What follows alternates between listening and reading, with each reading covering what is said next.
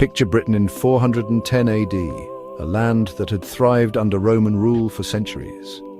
Roman soldiers once guarded Hadrian's Wall, and towns like Londinium bustled with life, order, and Roman law, but the empire was collapsing. Rome withdrew its legions, leaving Britain exposed and alone. Suddenly the shield was gone. The island's defenses vanished overnight. Local leaders used to Roman protection now faced chaos. Picts raided from the north, Irish from the west. The grand villas and roads fell into ruin, and the old order dissolved into a patchwork of rival warlords. The historical record grows dim. This is the so-called Dark Ages. Roman administration vanished, replaced by local chieftains struggling to hold the land together. Britain became a land adrift, its people fearful and its future uncertain.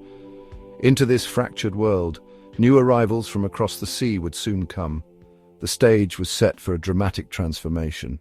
The Roman era was over, a new chapter was about to begin. The Anglo-Saxon story began not with invasion but invitation. Desperate for help, a British leader called Vortigern hired mercenaries from across the North Sea, the Angles, Saxons and Jutes. These Germanic peoples sought new lands and opportunity, escaping harsh homelands and overpopulation.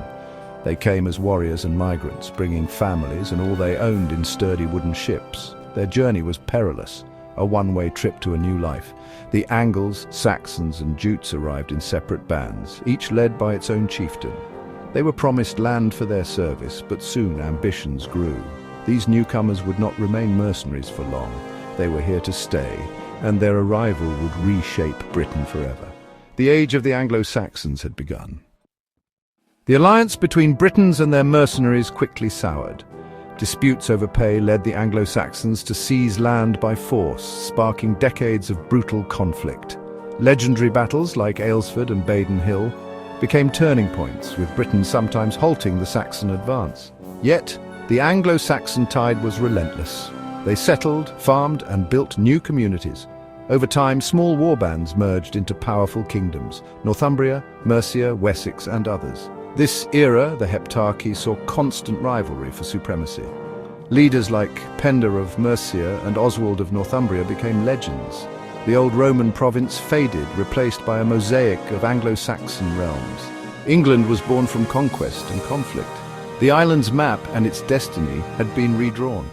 A new nation was taking shape. Anglo-Saxon arrival transformed daily life and the landscape. Roman towns crumbled. People lived in rural wooden villages clustered around a lord's hall.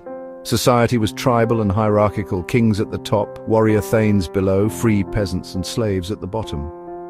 Life revolved around farming, clearing forests, growing crops and raising livestock. Homes were simple, smoky huts. Survival depended on hard work and community.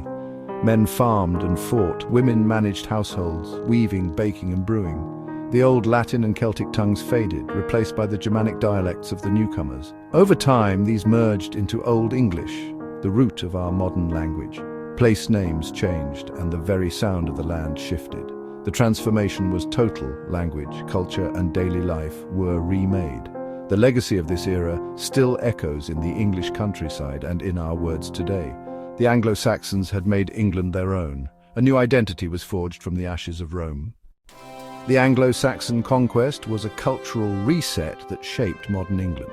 Their greatest legacy is the English language, everyday words and grammar rooted in Old English. Politically, they laid the foundations of the English state shires, sheriffs, and local government. Their legal customs, oaths, wergild, and community justice, became the seeds of English common law. The patchwork of kingdoms unified under pressure, especially during the Viking invasions.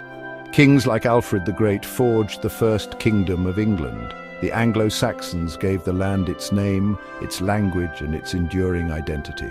Even after the Norman conquest, their influence remained unshakable.